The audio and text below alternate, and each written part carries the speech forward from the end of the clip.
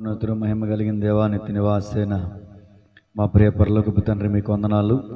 ప్రతి శనివారం మానక ప్రభా నీ సన్నిధిలో ఏర్పాటు చేయబడుతున్న సిద్ధబాటు ఆరాధన కూడిక, ఉపవాస ప్రార్థన కార్యక్రమం మీ నామానికి మహిమకరంగా జరిగిస్తున్నందుకు మీకు వందనాలు, స్తోత్రాలు. ఈ సమయంలో కొద్దిమందిగా ప్రభా కలిసి మీ నామాన్ని స్తుతించి మహిమపరుచున్నాం. మరి ఈ సమయంలో నీ వాక్యపాద సన్నిధికి వస్తుండగా అయ్యా, నీ వాక్యం ద్వారా మాతో మాట్లాడండి. నీ వాక్యము జుంటితేనే దారుల కంటే మధురమైనది ప్రభా. నీ వాక్యమును బట్టి మా అడుగులు స్థిరపరచమని, ప్రతి విధమైన ఆటంకాన్ని కీడును దూరపరచమని యేసయ్య నామములో ప్రార్థించి అడిగి వేడుకొనుచున్నాము తండ్రి, ఆమేన్. అందరికి వందనాలండి. God bless you. అందరికి వందనాలు. దేవుని యొక్క వాక్యాన్ని మనం ధ్యానం చేద్దాం. ప్రతి శనివారం మరి కీర్తనల గురించిన విషయాలు మనం ధ్యానిస్తున్నాం. మరి దయచేసి వారానికి మన్నించాలి, ఎందుకంటే ఈ వారం కొన్ని మీటింగ్స్, అలాగే కొన్ని ప్రయాణాలు, అలాగే కొంచెం శరీర బలహీనతను బట్టి మరి కీర్తనల అధ్యాయాన్ని నేను ధ్యానం చేయలేకపోయాను. కాబట్టి ఒక చిన్న వచనాధార ప్రసంగాన్ని మరి ఈరోజు మీ ముందు ఉంచాలని ఇష్టపడుతున్నాను. పరిశుద్ధ గ్రంథంలో నుంచి దానియేలు గ్రంథము 6వ అధ్యాయము 28వ వచనాన్ని మనం చదువుకుందాం. దానియేలు గ్రంథము 6వ అధ్యాయము 28వ వచనం. ఈ దానియేలు దర్యావేషు ప్రభుత్వ కాలమందును పారసీకుడగు కోరేషు ప్రభుత్వ కాలమందును వర్ధిల్లెను. ఈ వచనంలో నుండి వర్ధిల్లెను అనే మాట నోట్ చేసుకోండి, గమనించాలి. దేవుని ప్రియ సహోదరి సహోదరులారా, ఈ రోజున ఒక వ్యక్తి వర్ధిల్లాలంటే ఏం చేయాలి? ఫర్ ఎగ్జాంపుల్, తల్లిదండ్రులు లేనటువంటి వారు పిల్లలకి బుద్ధి చెప్తున్నప్పుడు పలానా వాడిని చూసి నేర్చుకోరా, వాడెంతో చక్కగా మరి ప్రయోజనకరమైన పరిస్థితిలో ఉన్నాడు, నలుగురికి ఉపయోగకరమైన మరి స్థితిలో ఉన్నాడు అని తల్లిదండ్రులు కూడా చెప్తూ ఉంటారు. అయితే పరిశుద్ధ గ్రంథంలో మనం పరిశీలన చేస్తే ఈ లోకంలో ఉన్నటువంటి వ్యక్తుల వైపు చూసి నేర్చుకుంటే నేర్చుకోకపోతే అది వేరే విషయం. కానీ పరిశుద్ధ గ్రంథంలో భక్తుల జీవితాలు మన ముందు ఉంచాడు దేవుడు. గమనించాలి. పౌలు గారు కూడా ఈ మాటను మాట్లాడతారు. ఈ సంగతులు దృష్టాంతములుగా వారికి సంభవించి యుగాంతమందున్న మనకు బుద్ధి కలగడానికి కొన్ని విషయాలు, నెగిటివ్ విషయాలు ఉంచబడ్డాయి, అలాగే పాజిటివ్ విషయాలు కూడా ఉంచబడ్డాయి. అంటే సానుకూలమైనటువంటి విషయాలను చూసి మనం ఆ విధంగా ప్రవర్తించాలి అని నేర్చుకోవాలి.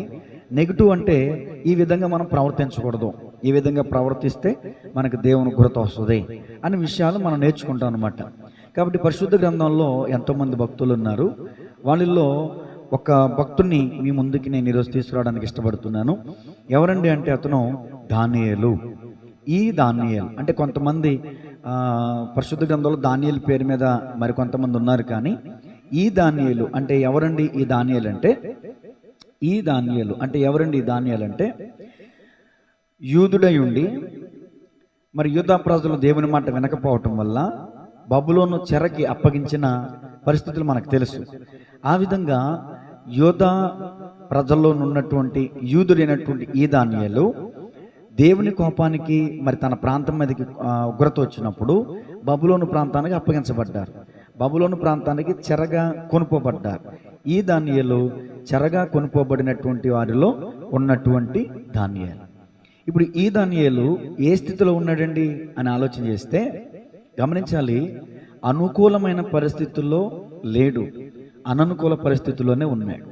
చాలామంది మాట్లాడే మాట ఏంటంటే, మాకు గనక అలాంటి తల్లిదండ్రులు ఉంటే, మాకు గనక అలాంటి అంత డబ్బు మా చేతిలో ఉంటే, లేదంటే మాకు గనక అలాంటి అవకాశం ఉంటే మేము కూడా అంతకన్నా ఎక్కువే సాధించేవాళ్ళం, మేము కూడా అంతకంటే గొప్పగానే ఉన్నతమైన స్థితిలో ఉండేవాళ్ళం అంటాం సహజంగా, అంతే కదండి. ఫర్ ఎగ్జాంపుల్, ఇప్పుడు ఎవరు మన జైపాల్ గారు ఉన్నారు.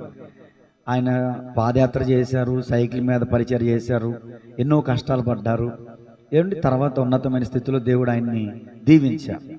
ఇప్పుడు ఆయనకి ముగ్గురు కుమారులు కూడా 3 ప్రాంతాల్లో చక్కని అద్భుతమైన పరిచర్లు చేస్తున్నారు. నా వంటి చిన్న పరిచర్లో ఉన్నటువంటి దైవజనులు అనుకోవచ్చు, నాకు గనక అలాంటి అభిషేక్తులైన దైవజనులు ఉంటే నేను కూడా వాళ్ళ కుమారుల కంటే ఇంకా గొప్ప పరిచర్య చేసేవాడిని అని సహజంగా అనుకుంటాం. మనకి ఏమీ లేనటువంటి స్థితిలో, తక్కువగా ఉన్నటువంటి స్థితిలో ఉన్నతమైనటువంటి వారిని చూసి మనం అలా ప్రయాసపడాలి అని అనుకోం, కానీ నాకు కానీ అలాంటి అవకాశం ఉంటేనా సప్త సముద్రాలు ఇది ఎత్తాను అన్నట్టు మాట్లాడతాం.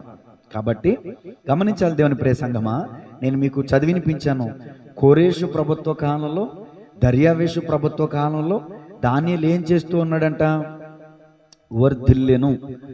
అంటే కాలాలు మారిపోయాయి, ప్రభుత్వాలు మారిపోయాయి, రాజులు మారిపోయారు, కానీ దావీదు మాత్రం వర్ధిల్లుతూనే ఉన్నాడు. ఏంటండి? దానియేలే అన్నాను కదా, దావీదు అన్నానా? కొంచెం అలవాట్లు పొరపాటు. దేవునికి స్తోత్రం కలుగుగా. దానియేలు కాలాలు మారిపోయినా, ప్రభుత్వాలు మారిపోయినా, ఈ దానియేలు ఏం చేస్తున్నాడు? తన జీవితంలో వర్ధిల్లుతూ ఉన్నాడు. కారణం ఏంటి? ఇతని జీవితంలో ఏమైనా అనుకూలత ఉందా? ఇతని జీవితంలో అన్ని సానుకూలమైనటువంటి మార్గాలు ఉన్నాయా అని ఆలోచన చేస్తే, బబులోను ప్రాంతానికి చెరగా కొనిపోబడినటువంటి స్థితి. ఒక మాటలో చెప్పాలంటే జైల్లో ఉన్నాడు. జైల్లో ఉన్నటువంటి వ్యక్తి రాజులు మారిపోయినా, ప్రభుత్వాలు మారిపోయినా ఎలా వర్ధిల్లాడు? జైలుకి వెళ్ళినటువంటి వ్యక్తి, పరదేశిగా కొనుకోబడినటువంటి వ్యక్తి, బానిసగా కొనుకోబడినటువంటి వ్యక్తి, చాలా దయానీయమైనటువంటి పరిస్థితుల్లో ఉన్నటువంటి వ్యక్తి, ఏమండి, ఏది అనుకూలం లేనటువంటి స్థితి, మొత్తం ఎటు చూసిన ప్రతికూలమైనటువంటి పరిస్థితి. అలాంటి స్థితిలో అతను వర్ధిల్లడానికి గల కారణాలు ఏంటో ఒక 6 విషయాలు మేము ముందుకు తీసుకొస్తాను. దేవునికి స్తోత్రం కలుగునుగా. మొట్టమొదటిగా, ఇతన్ని బబులోనికి తీసుకుని వెళ్ళిపోయిన తర్వాత ఇతన్ని ఏం చేశారంటే నపుంసకునిగా చేసేశారు. ఏం చేశారు? నపుంసకునిగా చేసేశారు. పర్టిక్యులర్గా వచ్చిన ఆధారంగా మనకి ఆధారం లేదు, కానీ చరిత్ర ఆధారంగా మనం తీసుకుంటే, రాసుకోండి, చదవక్కర్లేదు, కానీ యెషయా గ్రంథం 39వ అధ్యాయం 6 నుంచి 7 వచనాల్లో మనం చూస్తే, ఆ స్థలంలో హిజ్కియా రాజు మనకు కనిపిస్తాడు కదండి. హిజ్కియా రాజు మనకు కనిపిస్తాడు. నేను చెప్పేస్తాను అది ఏ సందర్భం అయ్యా అంటే, హిజ్కియాకి రోగం కలిగినప్పుడు ఏమండి ప్రార్థన చేశాడు. యెషయాని దేవుడు పంపించి 15 సంవత్సరాలు ఆయుష్ పొడిగించాడు. అంజూరపు ముద్ద వేయమన్నాడు. హిజ్కియా బాగుపడ్డాడు. బాగుపడిన తర్వాత హిజ్కియాని పరామర్శించడానికి కొంతమంది దూతలు వచ్చారు. ఆ దూతలు వచ్చినప్పుడు ఆ దూతల్ని తన రాజ్యంలోనికి తీసుకుని వెళ్ళి, తన రాజ్యంలో ఏది మరుగు లేకుండా సమస్తాన్ని ఆ దూతలకు, పొరుగు దేశ దూతలకు చూపించాడు. అంటే అక్కడ గర్వాన్ని ప్రదర్శించడం నేను చెప్పట్లేదు, కానీ చూపించాడు. అది దేవుని దృష్టికి కొంచెం విరోధం అనిపించింది. దేవుడు మాట్లాడాడు, ప్రవక్త ద్వారా మాట్లాడిన సందర్భాల్లో ఎవరు వచ్చారు? వాళ్ళన్న వాళ్ళు వచ్చారు. ఏం చూపించావు? నా దగ్గర ఉన్నదంతా చూపించాను, మరుగైనది ఏదీ లేకుండా వాళ్ళకంతా చూపించాను అని చెప్పాడు. అప్పుడు ప్రవక్త ద్వారా దేవుడు సెలవిచ్చిన మాట ఏంటంటే, నువ్వు ఏదైతే చూపించావో రానున్న దినాల్లో సమస్తం దోచుకొనబడతాయి అని చెప్పాడు. అంత మాత్రమే కాదు, నీ సంతతి వారు బానిసలుగా కొనుక్కోబడినటువంటి ఆ ప్రాంతంలో నపుంసకులుగా చేయబడతారు అని ఒక ప్రవచనం కూడా దైవజనులు చెప్పడం జరిగింది. అలాంటప్పుడు పశ్చాత్తాపడి, నా సంతతి వారు నపుంసకులుగా చేయబడ్డం ఏంటయ్యా అని బాధపడలా, నా తరంలో కాదుగా అని ఊరుకున్నాడు. కాబట్టి గమనించాలి, ఆ సందర్భాన్ని బట్టి బబులోను చెరకి కొనుక్కోబడినటువంటి వారిలో పురుషులైనటువంటి వారు, యూదులు చాలా అందంగా ఉంటారు, చాలా సౌందర్యంగా ఉంటారు. అక్కడ ఉన్నటువంటి రాజులు ఏం ఆలోచించేవాళ్ళు అంటే, ఈ బానిసలైనటువంటి యూదుల వల్ల, ఈ సౌందర్యమైనటువంటి అందగాళ్ళ వల్ల మా రాణులు తప్పిపోకూడదని వాళ్ళ స్వార్థం కొద్ది వాళ్ళు ఏం చేశారు? నపుంసకులుగా చేశారు. ఇదొక కారణం. మూడవదిగా, యేసుక్రీస్తు ప్రభుల వారు కూడా మత్తయి సువార్త 19వ అధ్యాయం 11 నుంచి 12 వచనాల్లో నపుంసకుల గురించి చెప్తూ ఇలా మాట్లాడారు. పుట్టుకతో నపుంసకులుగా పుట్టిన వారు కలరు, నపుంసకులుగా చేయబడిన వారు కలరు, అలాగే దేవుని రాజ్యం కొరకు తమకు తాముగా నపుంసకులుగా చేసుకున్న వారు కూడా కలరు. ఫర్ ఎగ్జాంపుల్, ఈ ఆఖరి మాట మీకు అర్థం కావాలంటే, దేవుని రాజ్యం కొరకు తమ్మును తాము నపుంసకులుగా చేసుకున్న వాళ్ళు ఎవరంటే, మన కాలంలో, ఈ మధ్య కాలంలో మరి హోసన్నా మినిస్ట్రీని స్థాపించిన యేసన్న గారు నపుంసకునిగా, అంటే దాని అర్థం ఏమండి, ఎజ్రాగా మారారని కాదు, ఆయన పురుషుడే, కానీ పెళ్లి చేసుకోకుండా నపుంసకత్వం కలిగి జీవించాడు. పెళ్లి చేసుకోకుండా దేవునికి తాను అప్పగించుకున్నాడు. దానిని నపుంసకత్వంగా యేసుక్రీస్తు ప్రభుల వారు పోల్చి చెప్పారు. రామగుండం సురేష్ గారి కానివ్వండి, వివాహం కాకుండా తమను తాము ప్రతిష్ఠించుకున్నారు. రెండవ మాట చెప్పాను చూడండి, నపుంసకులుగా చేయబడిన వారు. గమనించాలి, వీళ్ళు ఎలా చేయబడ్డారంటే బలాత్కారంగా చేయబడ్డారు. దానియేలు, షద్రకు, మేషకు, అబేద్నెగోను వారు కావచ్చు, వీళ్ళు చెరగా వెళ్ళిపోయినటువంటి వీళ్ళ పితరులు చేసిన తప్పిదమును బట్టి, అంటే హిజ్కియా రాజు చేసినటువంటి తప్పిదమును బట్టి తమ వంశపరంగా తన సంతతి వారిలో ఉన్నటువంటి పిల్లలు బానిసలుగా వెళ్ళిపోవటమే కాదు, నపుంసకులుగా చేయబడ్డారు. శ్రమలో ఉన్నాడు దానియేలు, నిందలో ఉన్నాడు దానియేలు, అవమానకరమైన స్థితిలో ఉన్నాడు దానియేలు, చాలా బాధాకరమైన స్థితిలో ఉన్నాడు దానియేలు. మా పితరులు తప్పు చేస్తే మాకి పరిస్థితి ఏంటయ్యా అని చెప్పి దేవుడిని దూషించలేదు దానియేలు. మొట్టమొదటి మాట మీరేం రాసుకోవాలంటే, శ్రమలో కూడా దేవుణ్ణి విడిచిపెట్టని దానియేలు. మొట్టమొదటి మాట అది. ఈరోజున అన్నీ బాగుంటే మందిరానికి వస్తారు, ఏదైనా బాధ కలిగితే మందిరాన్ని విడిచిపెట్టేస్తారు. కానీ దానియేలు అలా కాదు. చెప్పుకోలేనటువంటి బాధ, ఏమంటే విపరీతమైనటువంటి కష్టం, విపరీతమైనటువంటి బాధ, ఆవేదన గురి అయ్యాడు. అంత మాత్రమే కాదు, బానిసగా ఉన్నాడు, జైల్లో ఉన్నాడు, చెరసాలలో ఉన్నాడు. అయినప్పటికీ కూడా చెరలోనైనా స్తుతి పాడేటటువంటి స్థితి కలిగినటువంటి వాడు దానియేలు. కాబట్టి 91వ కీర్తన మనం అనేక సార్లు చదువుకున్నాం. శ్రమలో నేను అతనికి తోడై ఉంటాను, నేను అతన్ని విడిపించి గొప్ప చేసేదను, నా రక్షణ అతనికి చూపించేదను, దీర్ఘాయువు చేత అతనిని తృప్తిపరచెదను. అసలు ఈ వచనాలకి యాస్టీస్గా ఈ వచనాలు ఎవరిలో నెరవేర్చబడ్డాయంటే దానియేలు గారిలో నెరవేర్చబడ్డాయంటానికి ఎంత మాత్రం సందేహం లేదు. మరొక మాట ఉంది, అతడు నన్ను ప్రేమించుచున్నాడు గనక నేను అతన్ని తప్పించదు. ఇప్పుడు చెప్పండి, దానియేలు చెరలో ఉండి కూడా దేవుణ్ణి ఏం చేస్తున్నాడు? ప్రేమిస్తున్నాడు. దేవుని స్తుతించడం అంటే, దేవునికి ప్రార్థన చేయడం అంటే దేవుని ప్రేమించడమే కదా. దేవుణ్ణి ప్రేమించిన దానియేలు, మొట్టమొదటి మాట, దేవుణ్ణి ప్రేమించిన దానియేలు చెరలో ఉన్నప్పటికీ కూడా దేవుణ్ణి ప్రేమించడం మానలేదు. దేవుణ్ణి ప్రేమించాడు కాబట్టే ఇప్పుడు దానియేలుకి దేవుడు తోడై ఉన్నాడు. తోడై ఉండ దేవుడు ఎవరికి తోడై ఉంటారో ఆ వాళ్ళు ఏం చేస్తారు? వర్ధిల్లుతారు. ఫర్ ఎగ్జాంపుల్, యెహోవా యోసేపుకి తోడై ఉండును గనుక యోసేపు ఏమయ్యాడు? ఫలించుచూ వచ్చాడు. ఒక వ్యక్తి అభివృద్ధి పొందాలంటే, ఫలించాలంటే, వర్ధిల్లాలంటే దేవుని కృప ఎంతైనా అవసరం. దేవుని కృప తోడై ఉంటేనే అనే విషయాన్ని ఇక్కడ మనం గమనించాలి. దేవుని కృప తోడై ఉన్న తర్వాత దానియేలుకి ఎలా వచ్చింది అవకాశం అంటే, చెరలో ఉన్నటువంటి వ్యక్తి అన్ఎక్స్పెక్టెడ్గా ఒక్కసారిగా రాజ్యంతఃపురంలోనికి వెళ్ళేటటువంటి అవకాశం ఎలా వచ్చింది? అదేనండి దేవుడు ఏర్పరిచేసే అవకాశాలంటే, దేవుడు తెరిచే ద్వారాలంటే అవే. కంటికి కనబడం, చెవికి వినబడం, హృదయానికి గోచరం కావు. చెరలో ఉన్నటువంటి దానియేలుకి అంతఃపురంలోనికి వెళ్ళే భాగ్యం ఎలా దక్కిందంటే, రాజుగారు ఒక ఆజ్ఞని ఆజ్ఞాపించాడు. ఏంటంటే దానియేలు గ్రంథం 1వ అధ్యాయంలో మనం చూస్తే,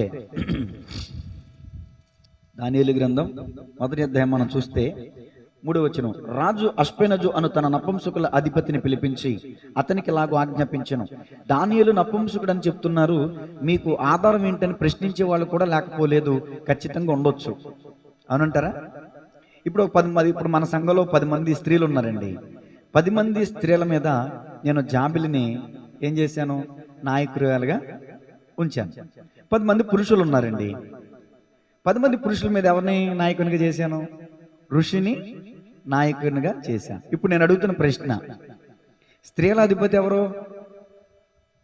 చెప్పండి? పురుషుల అధిపతి ఎవరు? ఏమండి? ఋషి. ఇక్కడ ఉన్నటువంటి అధిపతి ఎవరని ఉంది 3వ వచనంలో? నపుంసకుల అధిపతి అంటే దాని అర్థం ఏంటి? అంతే కదా. ఇప్పుడు చెప్పండి, ఇప్పుడు దానియేలు ఏమై ఉన్నాడు? ఈ వచనం బట్టి మనం అర్థం చేసుకోవచ్చు. కొన్ని విషయాలు పర్టికులర్గా రాయబడవు, కానీ మనం అర్థం చేసుకోవచ్చు. నపుంసకుల అధిపతిని పిలిపించి అతనికి ఇలా ఆజ్ఞాపించాను. ఇశ్రాయేలీయుల రాజ్యవంశములలో, అంటే చెరపట్టబడినటువంటి వాళ్ళ గురించి మాట్లాడుతున్నాడు. ఇశ్రాయేలీయుల రాజ్యవంశములలో, రాజ్యవంశం చూసారా, రాజ్యవంశీయుడు అండి దానియేలు. రాజ్యవంశములలో ముఖ్యులై లోపము లేని సౌందర్యమును సకల విద్యా ప్రవీణతయు జ్ఞానము కలిగి తత్వజ్ఞానము తెలిసిన వారై రాజు నగరునందు నిలవదగిన కొందరు బాలులను రప్పించి కల్దీల విద్యను భాషను వారికి నేర్పుము. ఇప్పుడు చెప్పండి, ఈ వచనం బట్టి మనకేమర్థమవుతుందంటే, దానియేలు ఒక నపుంసకుడు, దానియేలు ఒక రాజవంశీయుడు, దానియేలు ఒక లోపము లేనివాడు, దానియేలు సౌందర్యము కలిగినటువంటి వాడు. తనకున్నటువంటి సౌందర్యమే, తనకున్నటువంటి జ్ఞానమే అభివృద్ధికి కారణమైంది. ఆ జ్ఞానం ఎలా వచ్చిందండి? చదువుకున్నాడు. యూదులు చాలా నిష్ట కలిగి ఉంటారు. యూదులు మరి చాలా దైవికమైనటువంటి జ్ఞానాన్ని వాళ్ళు సంపాదించుకుంటారు. ధర్మశాస్త్రం పట్ల మరి పటిష్టమైనటువంటి అనుభవం కలిగినటువంటి వాడు దానియేలని చెప్పడానికి ఎంత మాత్రం సందేహం లేదు. తను నేర్చుకున్నటువంటి తన చదువే, తను కలిగి ఉన్నటువంటి బాహ్య సంబంధమైన సౌందర్యమే అతనిని రాజు ముందరకి తీసుకుని వెళ్ళి నిలబెట్టడానికి కారణమైంది. మీకు ఇంకొక ఉదాహరణ చెప్పవచ్చు. ఎస్తేరు రాజు ముందుకు తీసుకురాబడ్డానికి గల కారణం ఏంటి? ఆమె సౌందర్యం కాదా? అందంగా ఉన్నటువంటి కన్యకలను తీసుకొచ్చి నా ముందు పెట్టినాను. మరి ఆమెకు అందం లేకపోతే ఎస్తేరు అక్కడికి ఆ ఎన్నికల్లో నిలబడ్డానికి అర్హత ఆమెకు ఉంటుంది అంటారా? అది ఇప్పుడు కూడా మనకి ఎన్నికల్లో నిలబడడానికి పలానా కేటగిరీకి సంబంధించి పలానా కులానికి పలానా కేటగిరీకి ఈ సీట్ ఇస్తామంటారు కదా. ఇక్కడ అహష్వేరోషు కాలంలో అతనికి రాణిగా ఎన్నిక చేయబడడానికి గల అర్హత ఉండవలసినటువంటి స్థితి ఏంటంటే మొట్టమొదటి అందంగా ఉండాలి రాణి అనేటటువంటి అమ్మాయి. ఎందుకంటే రాజుగారు ఇతర దేశాలు పర్యటనకి వెళ్ళినప్పుడు తనకి తగ్గ స్థితిలో ఉండాలి కదా రాణి. తనకి తగ్గ హైట్ ఉండాలి, తనకి తగ్గ అందం ఉండాలి, రాణికి తగ్గ క్వాలిఫికేషన్ ఆమెలో కనిపించాలి. కాబట్టి గమనించాలి దేవుని పేరు సహోదరి సహోదరులారా. మరి అదస్స అనబడినటువంటి ఎస్తేరుకి తల్లిదండ్రులు లేరు. ఆమె కూడా తల్లిదండ్రులు లేరు కదా అని చెప్పి కృంగిపోలేదు, దేవుని మీద బాధ పెట్టుకోలేదు. ఏమండి, ఆమెకి తల్లిదండ్రులు లేకుండా చేసిన దేవుడే ఆమెకు అందాన్ని ఇచ్చాడు. భవిష్యత్తులో ఆ అందము ద్వారా ఆమె ఉన్నతమైన స్థితిలోనికి రావడానికి దేవుడు కృప చూపించాడు. ఇక్కడ దానియేలు తన తల్లిదండ్రులు చంపేసి శత్రు దేశంలో అతను తీసుకుని వస్తే తన తల్లిదండ్రులు చనిపోయారనో లేకపోతే నేను చెరలోకి వచ్చానో శ్రమలో ఉన్నానో బాధపడలేదు. కానీ తనకున్నటువంటి దేవుడు తనకిచ్చినటువంటి విద్యను బట్టి చదువును బట్టి దేవుని స్తుతించాడు. అదే అతనికి మేలైంది. దేవునికి మహిమ కలుగునుగా. ఈ వచనంలో చెప్పబడిన రీతిగా కొంతమంది వ్యక్తులు ఎన్నిక చేయబడ్డారు, ప్రత్యేకించబడ్డారు. ఏమండి, ఇది మొదటి మాట అయిపోయాను. మొదటి మాట ఏంటి? శ్రమలో కూడా దేవుణ్ణి ప్రేమించిన దానియేలు. రెండో మాట దానియేలు గ్రంథం 1వ అధ్యాయం 8వ వచనం. రాజు భుజించు భోజనమును పానము చేయు ద్రాక్షారసమును పుచ్చుకొని తను అపవిత్రపరచుకొనకూడదని దానియేలు ఉద్దేశించి తాను అపవిత్రుడు కాకున్నట్లు వాటిని పుచ్చుకొనకుండా సెలవిమ్మని నపుంసకుల అధిపతిని వేడుకొనగా. ఈ వచనం మీకు అర్థం కావాలంటే జరిగిన హిస్టరీ ఏంటో నేను చెప్తాను, వినండి. ఆల్రెడీ ఇంతకుముందు చెప్పేశాను. ఇప్పుడు జ్ఞానము కలిగిన, విద్య కలిగిన, తత్వవేత్తలైన, సౌందర్యము కలిగిన వారిని తీసుకురా అని చెప్పాడు కదండి రాజు ఇంతకుముందు. తీసుకొచ్చిన తర్వాత వాళ్ళని చూసినటువంటి రాజు ఏమన్నాడంటే, వీళ్ళకి రాజు భుజించే ఆహారం పెట్టండి, రాజు స్వీకరించే ద్రాక్షరసం వాళ్ళకి ఇవ్వండి, వాళ్ళకి సమస్తం అన్ని వెసులుబాట్లు కల్పించండి కొన్ని దినాలు. ఆ తర్వాత వాళ్ళని ఏ పోస్టులు పెట్టాలో మనం ఆలోచిద్దాం అని అన్నాడు. నపుంసకుల అధిపతి వాళ్ళందరికీ కూడా ఆహారం సిద్ధపరుస్తున్నాడు. ఏంటి ఆ ఆహారం అంటే, ఆ బబులోను రాజ్యంలో ఉన్నటువంటి వాళ్ళ దేవి దేవతల పేరు మీద బలి ఇచ్చినటువంటి వాటిని కొత్త నిబంధన గ్రంథం ఏమంటుందంటే దెయ్యములకు బలి ఇచ్చిన వాటిని అని పౌలు గారు సంబోధించారు. అంటే దెయ్యములకు బలి ఇచ్చినటువంటి ఆ మాంసాన్ని రాజుగారు తింటారు. ఆ రాజు మాంసమే ఎవరికి పెట్టమన్నాడు? ఇప్పుడు ప్రత్యేకింపబడినటువంటి వాళ్ళకి, అంటే ఏర్పరచబడినటువంటి వాళ్ళకి రాజు భుజించే ఆహారం పెట్టమని. ఇప్పుడు మీలో ఎవరికైనా సీఎం చంద్రబాబు నాయుడు గారు తినేటటువంటి భోజనం మన దాకా వస్తే మనం తృణీకరిస్తామా? మనం తినే ఒక ప్లేటు మహా అయితే 100 నుంచి 150 నుంచి 250 300 వరకు ఉంటుంది. ఒక సీఎం తినేటటువంటి భోజనం ఒక ప్లేట్ వచ్చి ఖరీదు ఇంచుమించు ఒక 2000 రూపాయలని ఉంటుంది. వాళ్ళు ఎంత తక్కువగా వాళ్ళు డైట్ చేయనివ్వండి, ఏ ఆహారం తీసుకునివ్వండి, అంత క్వాలిటీ ఫుడ్ తీసుకుంటారు. అంటే ఇంచుమించు ఒక 2000 రూపాయలకి తక్కువ ఉండదు నాకు తెలిసిన జ్ఞానం మట్టికి. అలాంటి ఒక ప్లేటు 2000 రూపాయలు ఖరీదు చేసే ప్లేటు భోజనం ప్రతిరోజు మీ దగ్గరికి వస్తే మీరేం చేస్తారు సార్ కిరణ్ గారు? తింటారా? నాకు వద్దంటారా? వాడు నవ్వే తెలిసిపోతుంది నేను పుష్కలంగా తింటాను అని. దేవునికి ఇస్తూ కరెక్ట్గా వచ్చాను రా, టైంకి అందుబాటులో ఉంటాను నీటికి అనుకుంటున్నాడు ఇప్పుడు. దేవునికి స్తోత్రం కలిగిన కాదు. అయితే దానియేలు గారి ఉద్దేశం ఏంటంటే, అపవిత్రమైన భోజనం అని అన్నారు కదండి. అపవిత్రమైన దాన్ని పుచ్చుకుని నేను అపవిత్రుని కాకున్నట్లు భోజనం అపవిత్రమా? ఎన్వి అపవిత్రమా? ఏమంటే మాంసం అపవిత్రమా? కానే కాదు. మాంసం తినకూడదా? తినొచ్చు. మాంసం దానియేలు తింటాడని మీకు ఎలా తెలుసు? దానియేలు గ్రంథం 13 చదవండి.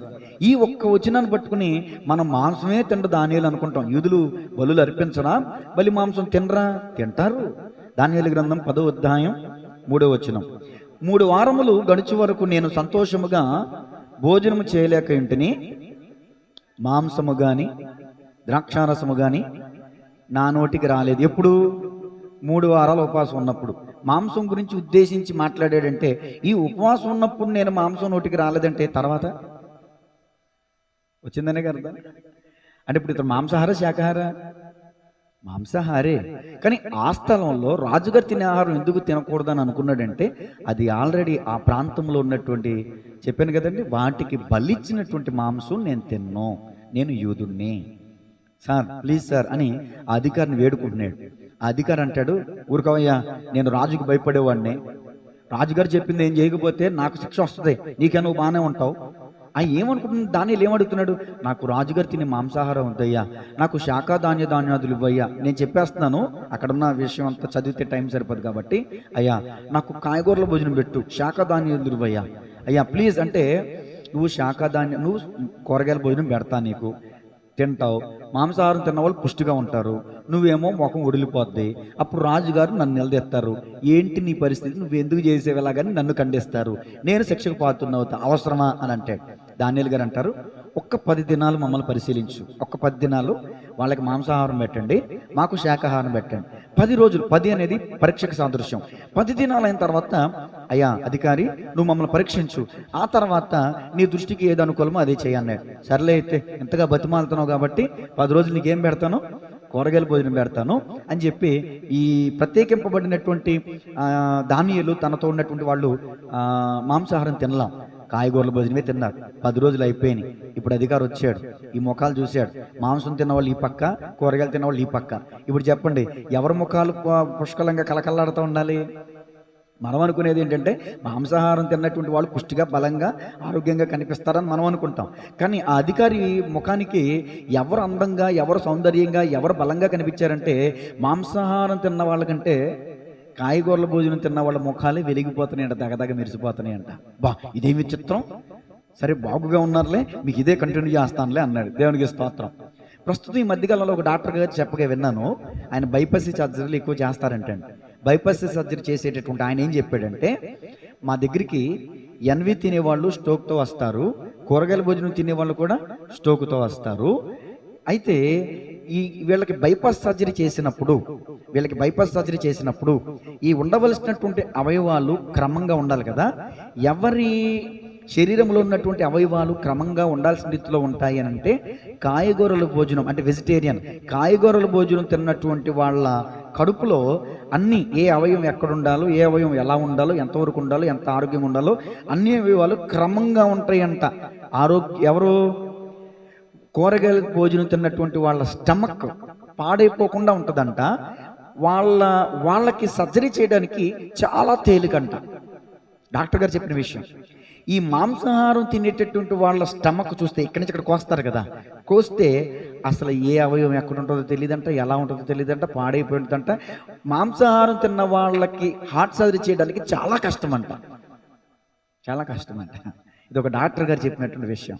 కాబట్టి గమనించాలి దేవుని ప్రియ సహోదరి సహోదరులారా, ఆనాడు డాక్టర్లే లేనటువంటి కాలంలో దానియేలు గారి ద్వారా మనకి విశదపరచబడిన విషయం ఏంటంటే, కాయగూరల భోజనం తినటం వల్ల ఇంకా ఆరోగ్యానికి క్షేమం, ఇంకా మనం ఆరోగ్యాన్ని, ఆయుష్ని కూడా పొందుకుంటాం.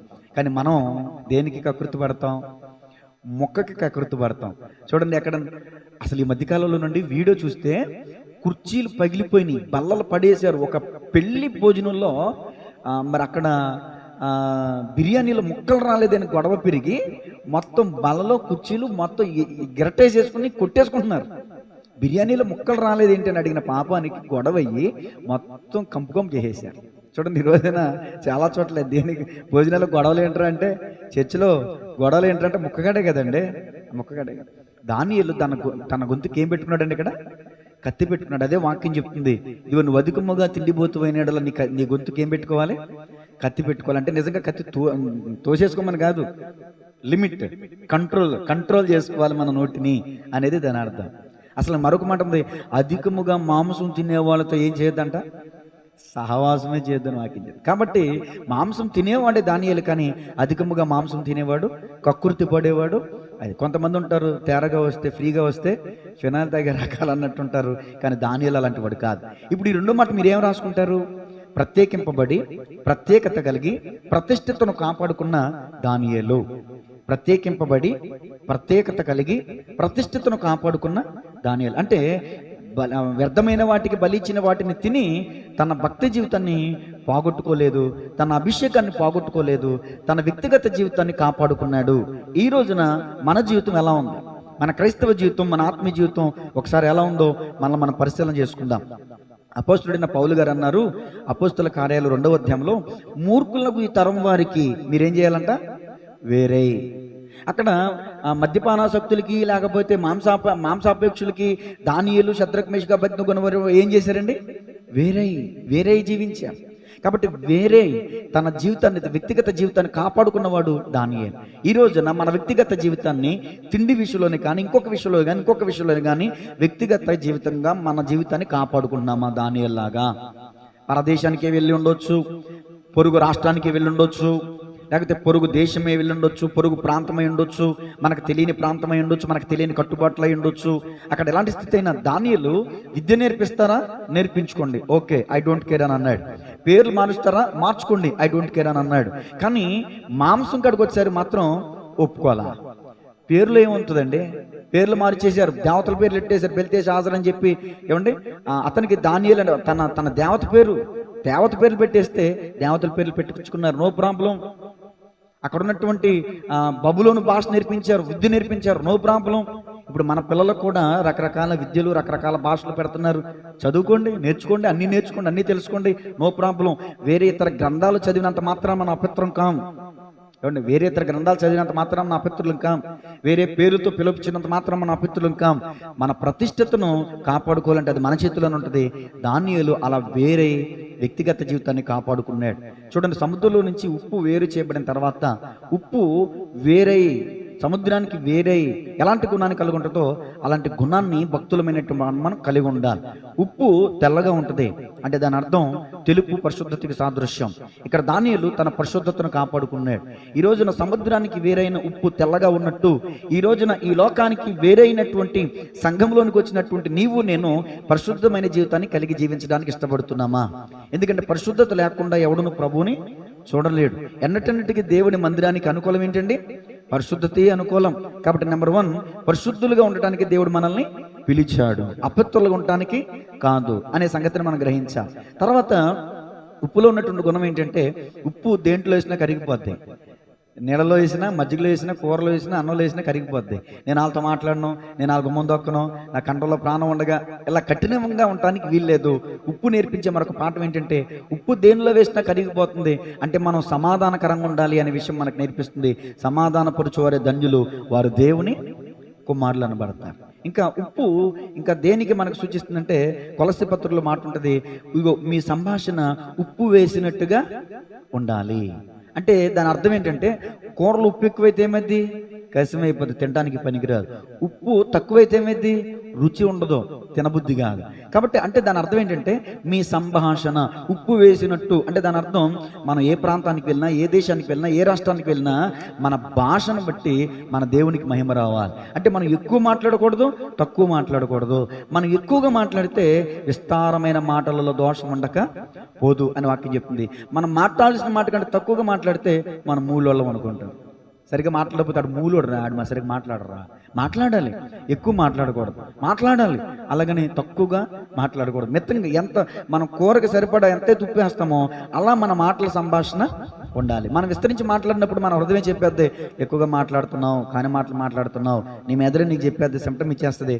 అప్పుడు అక్కడి నుంచి మనం బయటికి వెళ్ళిపోవటమే. దేవునికి స్తోత్రం కలుగునుగా.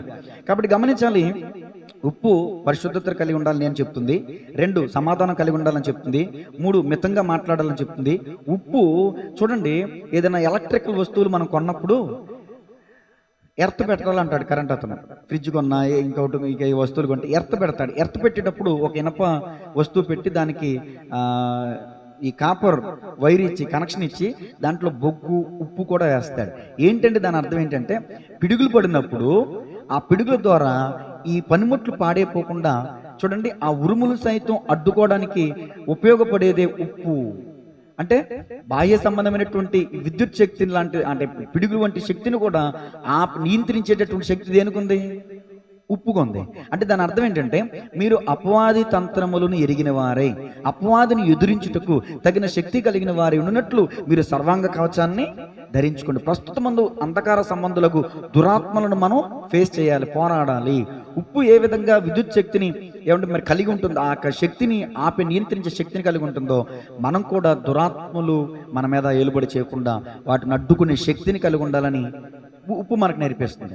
ఉప్పు పచ్చళ్ళు పట్టేటప్పుడు ఎక్కువగా యూజ్ చేస్తారు. ఎందుకని? ఆ పదార్థం పాడైపోకుండా, కుళ్ళిపోనీయకుండా ఉంటుంది. అలాగే ఉప్పులాగా మనం కూడా చెడుతనాన్ని మన దగ్గరికి రానివ్వకుండా, దానియేలు ఏ విధంగా చెడుతనాన్ని తన దగ్గరికి రాకుండా ఎలా ఆపుకున్నాడో, ఉప్పు ఏ విధంగా కుళ్ళిపోకుండా చేస్తుందో, ఉప్పులాగా మీరు లోకమునికి ఏమై ఉన్నారు? ఉప్పై ఉన్నారు అని దేవుడు ఎందుకు చెప్పారు యేసుప్రభుల వారు? ఇది ఎందుకే దానియేలు గారు ఏ విధంగా తన జీవితాన్ని కాపాడుకున్నాడో, వేరైనటువంటి ఉప్పు వలె తను కూడా వేరే పరిశుద్ధత కలిగి, సమాధానం కలిగి, జ్ఞానము కలిగి, వివేకము కలిగి, తన అన్య దేశంలో పరదేశిగా ఉన్నానని చెప్పి ఎంత జ్ఞానము కలిగి ప్రవర్తించాడో అలాగే మనం కూడా ప్రవర్తించవలసినటువంటి వారమై ఉన్నాం. ఇది రెండో మాట అయిపోయింది. ఇప్పుడు ఏ మాటకు వచ్చాం?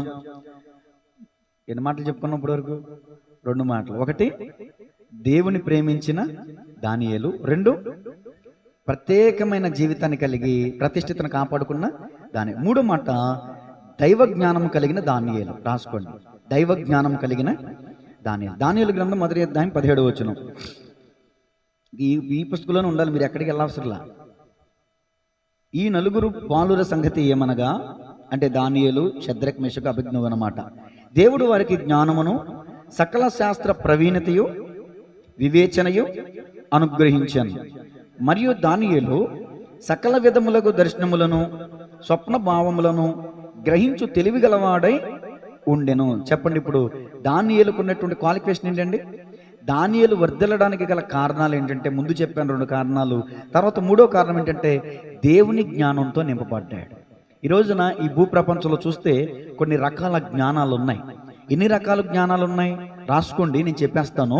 యాకోబు పత్రిక 3వ అధ్యాయం 15వ వచనంలో మనం చూస్తే ప్రకృతి సంబంధమైన జ్ఞానం ఉందండి.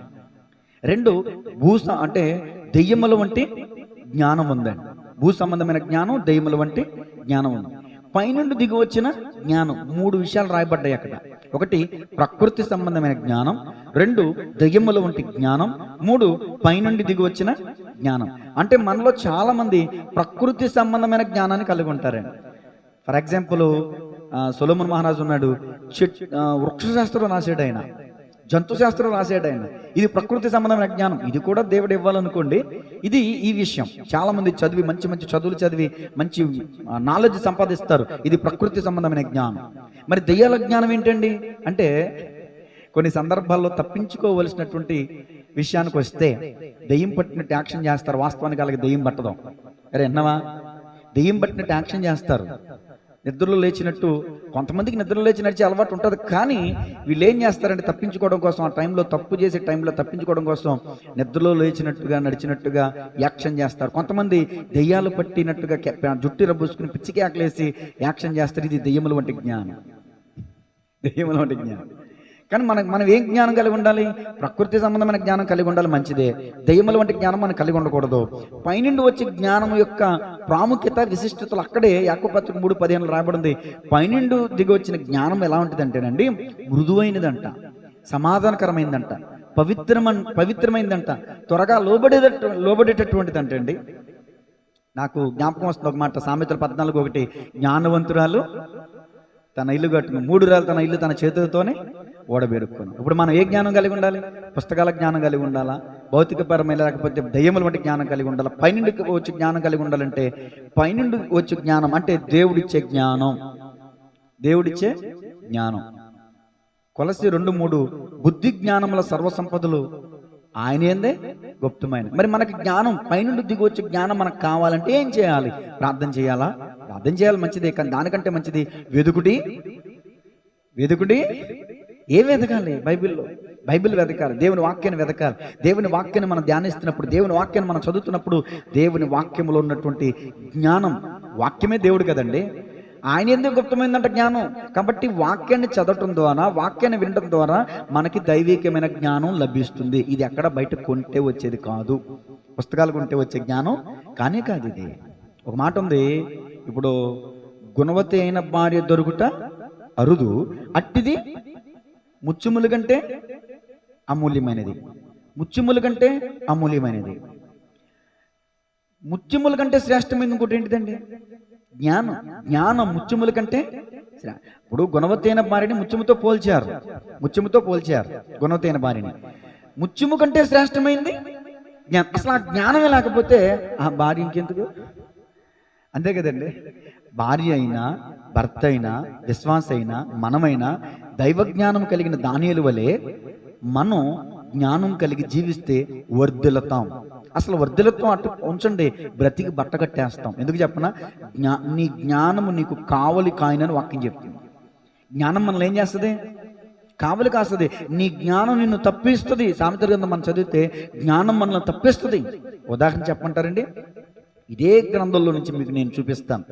దానియేలు పొందుకున్న జ్ఞానం వల్ల దానియేలు మాత్రమే కాదు, ఆ బబులోను ప్రాంతంలో జ్ఞానులు అనబడినటువంటి వారి ఉరికమ్మ నుంచి తప్పించాడు దానియేలు. ఎలాగండి? రాజుగారు పడుకున్నారు, కల వచ్చిందని ఉలిక్కిపడి లేచాడు, కల మర్చిపోయాడు.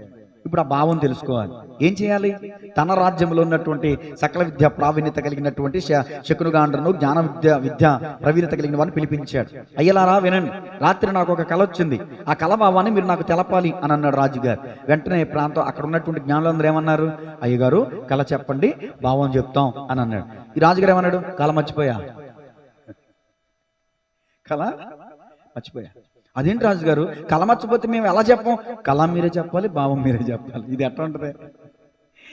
పిల్లికి చెలగాటం, ఎలక్కి ప్రాణగండవా? అట్లా ఉంటుంది పరిస్థితి. ఇదిగో కళ మీరే చెప్పాలి, భావం గవ్వలేసి మీరు జరగబోయేదాన్ని చెప్తారుగా, జరగబోయేదాన్ని చెప్తారుగా. గవ్వలేసి జ్యోతిష్కుని చూసి జరగబోయేదాన్ని చెప్పే మీరు జరిగిపోయిందాన్ని ఎందుకు చెప్పలేరు? మీరు వెళ్ళండి, వెనక్కి వెళ్ళండి, గడిచిన రాత్రికి వెళ్ళండి. రాత్రి నేను పడుకున్నప్పుడు నా కళ్ళకి వెళ్ళండి, నా కళ్ళకి నాకేం కళ వచ్చిందో చూసి నా కళ భావం చెప్పండి. ఇది సాధ్యమేనా? మనుషులకి సాధ్యమేనా? జ్యోతిష్కర శాస్త్రులకి సాధ్యమేనా? ఒక వ్యక్తికి, ఒక రాజుకి కళ వస్తే ఆ కళ మర్చిపోయాడంట. కళను చెప్పాలంటే, కళభావం చెప్పాలంటే ఏ పండితుడికైనా, ఏ జ్ఞానం కలిగిన శకున గాండ్రికైనా ఇది సాధ్యమేనా? ఏ పాస్టర్కైనా ఇది సాధ్యమేనా? ఎవరికి సాధ్యం కాదు. కానీ దేవునికి సమస్తము సాధ్యమే. ఈ అల్లకల్లోలం అయిపోతుంది. చంపేండ్రా, ఇంకా 2 రోజులు టైం ఇస్తున్నాను అన్నాడేమో. చంపేండ్రా మొత్తం అందరూ, అందరూ అటు పారిపోతున్నారు, ఇటు పారిపోతున్నారు. అల్లకల్లోలం అయిపోయింది. దానియేలు గారు ఒక అధిపతిని పిలిచి, ఏంటి అల్లకల్లోలం ఏంటి అని అడిగితే, రాజుగారు కళ వచ్చిందంట, ఆ రాజుగారు కళ మర్చిపోయారంట, కళాభావం చెప్పమన్నాడు. వీళ్ళు చెప్పలేమన్నారు. కొంత టైమే మరి ఇచ్చారేమో, మరి చంపేమన్నాడు తెలియదు, కానీ చంపేమని దేవుడు రాజుగారు ఆజ్ఞాపించారంటే, అప్పుడు ఆ కళాభావం నేను చెప్తాను, కొంచెం నాకు సమయం ఇప్పించండి అని అన్నాడు. ఎవరు? దానియేలు గారు. ఆ అధికారి రాజుగారికి చెప్పాడు. రాజుగారు టైం ఇచ్చారు. వెంటనే దానియేలు తనతో పాటు ఉన్నటువంటి భక్తి పొరలైనటువంటి మరొక 3 శద్రక్, మెషక్, అబేద్నెగో వారి సహాయం తీసుకుని 4 కలిసి మోకాళ్ళుని ప్రార్థన చేశారు. నేను ఇంతకుముందు మీకు చదివినిపించాను. దానియేలు గ్రంథం 1వ అధ్యాయం 17వ వచనంలో దర్శనాల వరం కూడా అది ఎవరిచ్చారు? దేవుడే అతనికి అనుగ్రహించాడు. గమనించాలి దేవుని ప్రియ సంఘమా.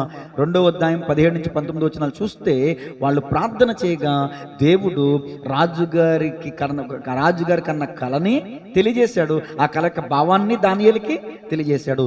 దానియేలు గారు రాజు సముఖంలోకి వచ్చి, రాజా నువ్వు కన్న కళ ఇది, రాజా ఆ కళభావం ఇదని చెప్పినప్పుడు దానియేలే కాదు, ఆ రాజ్యంలో ఉన్న శకునుగాండ్రు, మంత్రజ్ఞులు, సకల విద్య ప్రావీణ్యత కలిగిన వారందరూ ఏమయ్యారు? మరణం నుంచి. ఇప్పుడు దానియేలు దేవుని జ్ఞానం పొందుకున్నాడు కదా, ఆ జ్ఞానము చేత దానియేలు మాత్రమే కదా, తన ప్రక్కన ఉన్న వాళ్ళు కూడా, నువ్వు కూడా, నేను కూడా దేవుని జ్ఞానంతో నింపబడితే మనమే కాదు, మనతో ఉన్న వాళ్ళను కూడా మనం కాపాడగలుగుతాం. హోషేయ గ్రంథంలో ఉంటుంది, హోషేయ గ్రంథంలో ఈ మాట ఉంటుంది, నా జనులు జ్ఞానము లేకయే నశించుచున్నారు. ఎందుకంటే ఈరోజు అనేక మంది పతనం అయిపోతున్నారు అంటే, ఎందుకు ఈరోజు అనేక మంది డెవలప్ అవ్వలేకపోతున్నారు అంటే, జ్ఞానం లేకయే. మరొక మాట ఉంటుంది హోషేయ గ్రంథంలో, బుద్ధి లేని వారు వృద్ధిలోనికి రారు. హోషేయ గ్రంథంలో ఉంటుంది ఇది కూడా. నేను బుద్ధి లేని వాడు ఎక్కడికి రాడంట? వృద్ధిలోనికి రాడంట. కాబట్టి నీకు జ్ఞానము కొద్దుగా ఉన్నడలా ఏం చేయాలి? నన్ను అడుగుడి మీకు ఇస్తాను. సొలొమోను గారు అడిగారు, అయ్యా ఈ రాజ్య పరిపాలన చేయడానికి నాకు చిన్నవాడినయ్యా, నాకు తగిన వివేకం తెచ్చి ప్రభు అంటే దేవుడు జ్ఞానముతో పాటు వివేకంతో పాటు సకలైశ్వర్యాలని దేవుడు రాజుకి అనుగ్రహించాడు. మరి నీకు నాకు అనుగ్రహించడం ఈరోజు ఏం అడుగుతున్నావు దేవుడిని? ఈరోజు నువ్వు జ్ఞానం అడగండి, వివేకం అడగండి. దానికి ఈ లోకంలో ఎన్ని సిరి సంపదలు ఇచ్చినా కూడా తక్కువే. ఎందుకంటే మన దగ్గర ఉన్న ఆస్తిపాస్తులు ఎవడన్నా లాగేసుకోవచ్చు, మనకున్నటువంటి రంగు అర్భటాలన్నీ లాగేసుకోవచ్చు. మన దగ్గర ఉన్న చదువు జ్ఞానాన్ని ఎవరు లాక్కోలేరు. దేవునికి స్తోత్రం కలిగినగా. అన్నిటికంటే ఈ లోకంలో ఏది శ్రేష్టం? జ్ఞానము శ్రేష్టమైంది. ఆ జ్ఞానం ఇచ్చేవాడు దేవుడే. దేవునికి స్తోత్రం కలిగినగా. సమయం అయిందండి, మరి ముగించమంటారా చెప్పమంటారా? చెప్పమంటారా? ఇంకా 3 విషయాలు కూడా వచ్చేవారని చెప్పమంటారా? చెప్పమంటారా? దేవునికి స్తోత్రం కలిగినగా. సరే, 4 మాట రాసుకోండి. దానియేలు గ్రంథం 6వ అధ్యాయం 3-4 వచనాలు. నమ్మకస్తుడైన దానియేలు, నమ్మకస్తుడైన దానియేలు. దానియేలు గ్రంథం 6వ అధ్యాయం 3వ వచనం చదవండి. ఈ దానియేలు అతి శ్రేష్టమైన బుద్ధి గలవాడై ప్రధానులలోను అధిపతులలోను, ఇప్పుడు చెప్పండి, ఇతను కలిగి ఉన్న బుద్ధిని బట్టి, ఇతను కలిగిన భక్తి జీవితాన్ని బట్టి, ఇతను కలిగి ఉన్న క్వాలిఫికేషన్స్ బట్టి ప్రఖ్యాతి అంటే ఏంటండి? అంటే ఇక వెల్లడవుతుంది ఇతని గురించి. అధికారుల్లో కూడా వెల్లడవుతుంది ఇతని గురించి. అధికారులు అధిపతులలోనూ ప్రఖ్యాతి నొంది ఉండిన గనుక కంటిన్యూ చేయండి. రాజ్యమంతటి మీద అతను నియమింపవాలనని రాజు ఉద్దేశించాను. అందుకు ఆ ప్రధానులను అధిపతులను రాజ్యపాలన విషయంలో దానియేలు మీద ఏదైనా ఒక నింద మోపవాలని నుండి తగిన హేతు కనిపెట్టుచుండిరి. గాని దానియేలు నమ్మకస్తుడై ఏ నేరమైనను ఏ తప్పైనను చేయవాడు కాడు గనుక దానియేలులో తప్పైనను లోపమైనను కనుగొనలేకపోయాడు. దానియేలు వర్ధిల్లడానికి గల కారణాల్లో 4వ కారణం ఏంటంటే అతని నమ్మకత్వం. అతని నమ్మకత్వం. అధికారులు కూడా అసూయపడ్డారంట. ఉంది కదా, దేవుడు ఆశీర్వదిస్తే ఆశీర్వాదం ఎలా ఉంటుందంట? మనుషులు వారవలేదు. వీడేంట్రా, వీడు చెరగా వచ్చాడు, బానిసగా వచ్చాడు, నపుంసకునిగా చేపట్టాడు, మన మధ్యలో ఉండి వీడు మనకంటే గొప్పోడైపోతున్నాడు ఏంటి? వీడిని ఎలాగైనా నాశనం చేయాలి, వీడిని ఎలాగైనా తప్పించేయాలి, వీడిని ఎలాగైనా ఏదో ఒక నింద మోపి వీడిని ఈ రాజ్యంలోంచి బహిష్కరించేలాగా చేయాలి అని శతవిధాల కంకణం కట్టుకుని ప్రయత్నిస్తున్నారు. దానియేలు విషయంలో, దానియేలు జీవితంలో జల్లుడేసి చూస్తున్నారు. ఎక్కడైనా ఒక చిన్న తప్పు దొరుకుద్దేమో. ఎంత వెతికినా దానియేలులో ఏం దొరకలేదంట. ఏ నేరమైనను ఏ లోపమైనను దానియేలులో పట్టుకోలేకపోయారంట. అలా ఈ రోజున మనం జీవించగలమా? ఒకసారి ఆలోచించండి. ఎందుకు మన కుటుంబంలో అభివృద్ధి లేదు? ఎందుకు మన కుటుంబంలో అభివృద్ధి లేదు? భర్త, నీ భార్య విషయంలో నమ్మకంగా ఉంటున్నావా? భార్య, నీ భర్త విషయంలో నమ్మకంగా ఉంటున్నావా? పిల్లలారా, మీ తల్లిదండ్రుల విషయంలో నమ్మకంగా ఉంటున్నారా? ఇలా చెప్పుకుంటూ వెళ్తే ప్రతి సందర్భంలో మన నమ్మకత్వం కలిగి ఉంది. దానియేలుకి ఏ అధికారం అయితే రాజు ఇచ్చాడో ఆ విషయంలో ఎక్కడా కూడా తప్పు చేయకుండా, ఎక్కడా కూడా నిందారహితంగా ఉండకుండా తన అధికారాన్ని సరైన రీతిలో సమంజసంగా కొనసాగిస్తున్నాడు. డెవలప్ అవుతున్నాయి.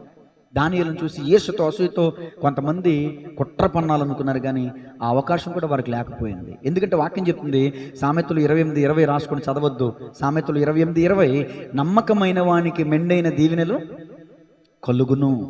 ఎందుకు దానియేలుకి దీవెన వస్తుంది అంటే, మనుషులు వారవలేనంతగా ఎందుకు హెచ్చింపబడుతున్నాడు దానియేలు అంటే, దానియేలుని ప్రత్యేకంగా దేవుడు ఏమి ప్రేమించడం కాదు, దానియేలులో క్వాలిఫికేషన్ ఉంది, నమ్మకం. నువ్వు కూడా నీ జీవితంలో నీకు అప్పగించబడిన వ్యాపారంలో, నీకు అప్పగించిన పనిలో నువ్వు కూలి పని చేసుకోవచ్చు, సూదిదారమే కావచ్చు, లేకపోతే చిన్న వ్యాపారమే కావచ్చు, పెద్ద వ్యాపారమే కావచ్చు, ఉద్యోగమే కావచ్చు, అది ఏ పని అయినా కావచ్చు, 100 రూపాయల పని కానీ ₹1,00,000 పని వరకు అది ఏదైనా కావచ్చు. నీకు అప్పగించబడిన ఆ వ్యాపారంలో నువ్వు నమ్మకస్తుడిగా ఉంటే ఖచ్చితంగా దేవుడు మనల్ని ఆశీర్వదిస్తాడు. దేవునికి స్తోత్రం కలిగినగా. చిన్న పనే కదా అని బాధపడక్కర్లా, చిన్న వ్యాపారమే కదా అని బాధపడక్కర్లా. పని ఏదైనా కావచ్చు, ఆ పనిలో మనం ఎంత నమ్మకంగా ఉన్నాం అనేదే ప్రాముఖ్యం. ఇప్పుడు ఒక రాజుగారు యేసుక్రీస్తు ప్రభువులో ఉపమానం చెప్పారండి. యజమానుడు దూర ప్రయాణానికి వెళ్తూ ముగ్గురిని పిలిచాడు. ఒకటికి ఎన్ని తలాంతులు? ఒకటికి 2, ఒకటికి 5. నేను ఇటు నుంచి వచ్చాను కదా, సరే ఒకటికి 5, ఒకటికి 2, ఒకటికి 1. 1 తీసుకున్నవాడు ఏం చేశాడు? గొయ్యి తీసి పాతి పెట్టాడు. 2 తీసుకున్నవాడు ఏం చేశాడు? 2కు 2 4 చేశాడు. 5 తీసుకున్నవాడు ఏం చేశాడు? 5కి 5 10 చేశాడు. ఈ ముగ్గురులో ఎవరు గొప్పడు? 5కి 5 చేసినవాడు గొప్పడు అంటున్నారు. మరి 2కి 2 4 చేసినవాడు గొప్పడు కదా? ఏమండి? సతీష్ కుమారయ్య గారు 70 మందిరాలు కట్టారు అనుకుందాం. నేను ఒక్క మందిరమే కట్టా. దేవుడు ఆయనకి 70 మందిరాలు ఇచ్చారు, నాకు ఒక్క మందిరమే ఇచ్చారు. ఇప్పుడు దేవుడు ఎన్ని మందిరాలు కట్టాడు అని చూస్తాడా, లేకపోతే ఎంత నమ్మకంగా ఉన్నారనేది చూస్తాడా? ఇప్పుడు 2కు 2 చేసిన వ్యక్తితో దేవుడు ఏమన్నాడు? బలా నమ్మకమైన. 5కి 5 చేసిన వాడిని ఇంకా స్పెషల్గా ఏమన్నా పొగిడాడా? అదేమంట బలా నమ్మకమైన. ఇక్కడ తలాంతులు ఎన్ని అనేది ప్రాముఖ్యం కాదు. భాషల వరం ఉందా, స్వస్థత వరం ఉందా, ప్రవచన వరం ఉందా, ఈ వరం ఉందా, ఆ వరం ఉందా, ఏమున్నాయి లేవనేది ప్రక్కన పెట్టు. అసలు దేవుడు నిన్ను పిలిచాడు చాలు కదా. ఆయన పిలిచిన పిలుపుకు నువ్వు విధేయత కలిగి నమ్మకస్తుడిగా ఉన్నావా అది చూస్తాడు దేవుడు. నమ్మకం అనేది ఇక్కడ కామన్ పాయింట్. నమ్మకాన్ని చూస్తాడు ఆ 2 వ్యక్తుల్లో. అంతేగాని అక్కడ నాకు గనక ఆ తలాంతులు ఇస్తాను, ఎంతమంది చెప్పాను కదా, నాకు గనక అలాంటి అభిషక్తులు లేని దైవజనులు ఉంటేనా, నాకు గనక అవకాశం ఉంటేనా, నాకు గనక 10 లక్షల చేతులు ఉంటేనా రఫ్ఫడించేద్దును. ఏమున్నాయి ఇక్కడ దానియేలు దగ్గర? జైలుకి వెళ్ళాడు, చెప్పకూడదు తినే పరిస్థితి. ఏముంది దానియేలుకి ఎక్కడ? స్థానబలం అనేది ఒకటి ఉంటుంది. మన ఊళ్ళో మనం ఎంతైనా చెప్తాం, ఏదైనా చేస్తాం, ఏదైనా చేస్తాం. ఇక్కడ స్థానబలం కూడా లేదు. ఇక్కడ దానియేలుకి అంగు బలం లేదు, తల్లిదండ్రుల బలం లేదు, ప్రోత్సాహం ఏమీ లేదు దానియేలుకి. ఒంటరివాడు. మరి ఒంటరి అయినటువంటి వాడు అంతగా అధికారులలో కూడా ప్రఖ్యాతి చెందుతున్నాడంట. పలానా దానియేలు అంటే, అమ్మో దానియేలు దేవుని భయభక్తులు కలిగిన వాడు రా అంటే, దానియేలు పేరెత్తితే ఆ ప్రాంతంలో రాజ్యపు చివరిలో ప్రాకారం దగ్గర ఉన్న చెరసాల ఏమంటారు సోల్జర్ సైనికుని మొదలుకుని ఇదిగో అంతఃపురంలో ఉన్న అధికారి వరకు ప్రతి ఒక్కళ్ళకి దానియేలు అంటే తెలియని వాళ్ళు ఎవరు లేరు. అంత ప్రఖ్యాతి. కారణం ఏంటి? దానియేలు అంత నమ్మకంగా ఉన్నాడు, అంత నమ్మకంగా ఉన్నాడు. నేను అడుగుతున్న ప్రశ్న, ఈరోజు మనం దీవించబడాలి, ఆశీర్వదించబడాలి, అభివృద్ధి పొందాలి, వర్ధిల్లాలి అనుకుంటున్నాం. కానీ ఇలాంటి నమ్మకత్వం మన జీవితంలో ఉందా? ఆ నమ్మకత్వం అనేది దేవుడు చూస్తున్నప్పుడే దేవుడు ఇదిగో 2కు 2 చేసావు కదా, బలా నమ్మకమైన మంచి దాసుడా, ఈ 4 తీసుకో, ఇదిగో ఈ 5 తీసుకో, ఈ 5 చేసావు కదా, 10 నువ్వే తీసుకో. ఇంకా విస్తారమైన వాటి మీద దేవుడు ఏం చేశాడు? అది డెవలప్ కాదండి. 2 ఇచ్చాడు ముందు నా యజమానుడు, ఇప్పుడు నెక్స్ట్ టైం ఎంత ఇచ్చాడు? 4 ఇచ్చాడు. 5 తీసుకున్నవాడు 5గా ఇచ్చేస్తే 10 ఇచ్చాడు. ఇదిగో విస్తారమైన వాటి మీద వారిని అధికారిగా నియమించాడంట. విస్తారమైన వాటి మీద నువ్వు నియమించబడాలంటే, ఇంకా విస్తారమైన దీవెన ఫలింపు అభివృద్ధిని పొందాలంటే ఆ 2, 5 తీసుకున్న వ్యక్తులు నమ్మకత్వం చూపించినట్లుగా మనం కూడా నమ్మకత్వం కలిగి జీవిద్దాం. దానియేలు కూడా నమ్మకత్వాన్ని కనపరిచాడు కాబట్టి అతను దీవించబడ్డాడు, ఆస్వాదించబడ్డాడు. 5వ మాట రాసుకోండి. ఆత్మను కలిగి ఉన్న దానియేలు. ఆత్మను కలిగి ఉన్న దానియేలు. 4వ అధ్యాయం 18వ వచనం చదవండి. 4వ అధ్యాయం 18వ వచనం. బెల్తెషాజరు, నెబుకద్నెజరును నాకు కలిగిన దర్శనం ఇదే, నీవు తప్ప నా రాజ్యములో మరి ఏ జ్ఞానియు దాని భావము నాకు చెప్పనేరడు. నీయందు పరిశుద్ధ దేవతల ఆత్మ అయినది గనుక నీవే దానిని చెప్ప సమర్థుడు వంటిని. చాలు. ఇప్పుడు ఏ ఆత్మను కలిగి ఉన్నాడండి? వాళ్ళ భాషాపరంగా దేవతలు అనే భాష ఉచ్చరించాడు, కానీ పరిశుద్ధాత్మ అభిషేకం ఉంది దానియేలు మీదకి. అందుకనే ఆత్మను కలిగి ఉన్న, దేవుని ఆత్మను కలిగి ఉన్న దానియేలు. రోమపత్రిక 8:9, ఎవడైనను క్రీస్తు ఆత్మ లేని వాడైతే వాడు నా వాడు కాడు అని వాక్యం చెప్తుంది. తర్వాత కొరింథీయులకు రాసిన 2వ పత్రిక 3:17, కొరింథీయులకు రాసిన 3వ పత్రిక 2వ పత్రిక 3:17, ప్రభు యొక్క ఆత్మ ఎక్కడ ఉండునో అక్కడ స్వతంత్రముండునని వాక్యం చెప్తుంది. దేవుని ఆత్మ చేత ఎందరు నడిపించబడుదురో వారు దేవుని కుమారులు అనబడతారని వాక్యం చెప్తుంది. కాబట్టి దేవుని ప్రియ సంఘమా, మనందరూ లౌకిక ఆత్మను కలిగి ఉన్నాం. లౌకిక ఆత్మను కలిగి ఉంటే గొప్ప ఉంది, ఘనత ఉంది. దేవుని ఆత్మను మనం పొందుకోవాలి. ఎప్పుడు మనం దేవుని ఆత్మను పొందుకుంటామని పేతురు గారు చెప్పారు అపోస్తుల కార్యాలు 2వ అధ్యాయంలో. ఇదిగో వీరు పాపక్షమాపణ నిమిత్తం మారుమనసు పొంది బాప్తిసం తీసుకున్నారు. అప్పుడు పరిశుద్ధాత్మను వారు ఎప్పుడు వస్తారు? పరిశుద్ధాత్మ దేవుడు మనకి మన పాప శాపం నుంచి విడుదల పొందినప్పుడు, క్రీస్తు రక్తం ద్వారా కడగబడినప్పుడు, దేవుని యొక్క కృపకై మనం కనిపెట్టుకున్నప్పుడు, దేవుని యొక్క ఆత్మ చేత మనం నింపబడతాం. ఏమండి, అపోస్తులు 120 మంది కలిసి మేడగదిలో పరిశుద్ధాత్మ కృప కనిపెట్టి ప్రార్థన చేసినప్పుడు పరిశుద్ధాత్మ అగ్ని 2 నాలుకలుగా విభాగింపబడి అనేక మంది మీద వ్రాలగా వారు ఏం పొందుకున్నారంట? వాక్శక్తిని పొందుకున్నారంట. పరిశుద్ధాత్ముడు ఒక శక్తి. దేవునికి స్తోత్రం కలుగునుగా. పరిశుద్ధాత్ముడు ఇంత భక్తి చేసి మనం దేవుని ఆత్మ అభిషేకం కలిగి లేకపోతే ఏమవుతుందో తెలుసండి? మోషే గారు భౌతికంగా కనానులో అడుగు పెట్టలా, ఆత్మీయంగా అడుగు పెట్టారులేండి. భౌతికంగా అడుగు పెట్టకపోవడానికి గల కారణం ఏంటో తెలుసా? ఒక వ్యాఖ్యానంగా దైవజనుడు ఇలా చెప్తే నేను విన్నాను. మోషేలో తనకున్నటువంటి ఆత్మలో పాలు తక్కువైపోయిందంట. ఎందుకంటే ఒకసారి దేవునితో వ్యాజ్యం అన్నాడు కదా మోషే, అయ్యా నేను కన్నానా, నేను మోయినాయల్ని తల్లి నేను భరించలేకపోతున్నానంటే కొంతమందిని నువ్వు నియమించు, వాళ్ళ మీద నీ ఆత్మలో పాలు వాళ్ళ మీద వెళ్ళేలా చేయన్నాడు కదా. అప్పుడు అతనులో ఉన్న ఆత్మలో పాలు కొంచెం ఎవరికి వెళ్ళిపోయింది? వాళ్ళ మీదకి వెళ్ళిపోయింది. ఆత్మలో పాలు తక్కువ అయిపోయింది. అందుకని కొలత లేని ఆత్మతో నన్ను నింపయ్యా అని మనం ప్రార్థన చేయాలి. దేవుని ఆత్మతో మనం నింపబడితేనే తప్ప, ఇదిగో తైలం నూనె ఉంటేనే తప్ప మనం దేవుని రాజ్యంలోనికి వెళ్ళలేం. దేవుని ఆత్మ ఉంటేనే తప్ప మనం ఆధ్యాత్మికంగానైనా ఆత్మీయంగానైనా అభివృద్ధి పొందడం కష్టం.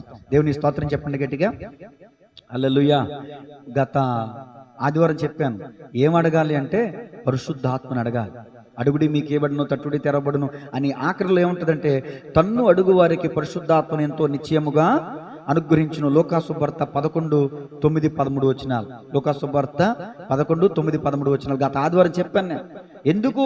ఎందుకంటే నన్ను ఆకర్షించి మేము నీ ఎద్దకు పరిగెత్తును వచ్చేదమని సులమితి అన్న మాటని ఉదాహరణగా నేను చెప్పి నేను ఈ విషయాలు చెప్పాను. పరిశుద్ధాత్మను మనలో ఉన్నప్పుడే ఇది దేవుని చేత మనం ఆకర్షించబడతాం. పరిశుద్ధాత్మ వశములో ఎస్తేరు అప్పగించుకుంది. ఒక మాట చెప్పినామండి, ఇప్పుడు కన్యకలు అనేక మంది వచ్చారు. వచ్చినప్పుడు ఆ కన్యకలందరూ కూడా అది ఇది అని తీసుకుంటున్నారు, ఇష్టం వచ్చింది ధరించుకున్నారు, కట్టుకున్నారు, రంగురంగులు పూసుకుంటున్నారు. కానీ ఎస్తేరు మాత్రం హేగే ఇచ్చిన అలంకారం తప్ప మరి దేన్ని పుచ్చుకోలేదంట. హేగే అక్కడ షండు హిజ్రా, షండు అంటే పరిశుద్ధాత్మకి సాదృశ్యం. పురుషుడు కాదు, స్త్రీ కాదు, షండు హేగే వశములో తను అప్పగించుకుంది. అంటే పరిశుద్ధాత్మనికి తను అప్పగించుకుంది. హేగేకి తెలుసు రాజుకి ఎలా ఉంటే రాని నచ్చుతాం, దేవుడికి మనం ఎలా ఉంటే నచ్చుతామో పరిశుద్ధాత్మనికే తెలుసు. అందుకనే ప్రభు చెప్పారు, నేను వెళ్ళి మీ కొరకు వేరొక ఆదరణకర్తను పంపిస్తాను, ఆయన వచ్చి మిమ్మల్ని ఎక్కడికి నడిపిస్తాడు? సర్వసత్యములోనికి నడిపిస్తాడు. ఆఖరి మాట రాసుకొని చెప్పి ముగిస్తాను. దానియేలు గ్రంథం 6వ అధ్యాయం 10వ వచనం. సమయం 9 అయింది గనక ముగిస్తాను. దానియేలు గ్రంథం 6వ అధ్యాయం 10వ వచనం. ఇట్టి శాసనము సంతకము చేయబడినని దానియేలు తెలుసుకొని అతడు తన ఇంటికి వెళ్ళి యథాప్రకారముగా అనుదినము ముమ్మారు మోకాళ్ళుని తన ఇంటి పైగది కిటికీలు యెరూషలేము తట్టునకు తెరవబడి ఉండగా తన దేవునికి ప్రార్థన చేయొచ్చు, ఆయనను స్తుతించుచూ వచ్చాను. ఇట్టి శాసనం అంటే ఏంటిదండి?